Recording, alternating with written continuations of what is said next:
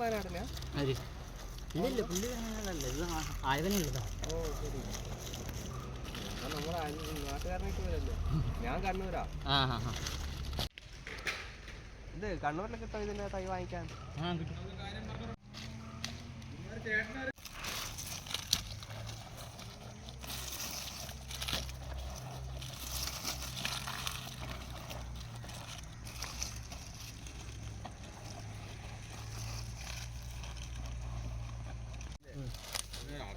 വെള്ളം ടാങ്കറിൽ കൊണ്ടുവന്നിട്ട് നമ്മളതുപോലെ ടാങ്കറിൽ കൊണ്ടുവന്നിട്ട് അതിൽ നിന്ന് മോട്ടർ അടിച്ച് കയറ്റുക.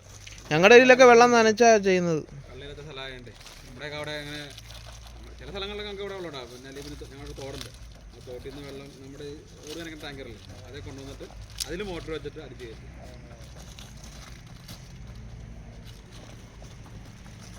അത് അധികം കുറച്ച് കഴിഞ്ഞപ്പോൾ അധികം വെയിലും കൊള്ളാൻ പാടില്ല. ഷീറ്റൊക്കെ ഇട്ട് ചപ്പൊക്കെ ഇട്ടങ്ങ്. പക്ഷേ നേരിട്ടുള്ള വെയിൽ വേണം, പക്ഷേ കൂടാനും പാടില്ല. കായ മറ്റേ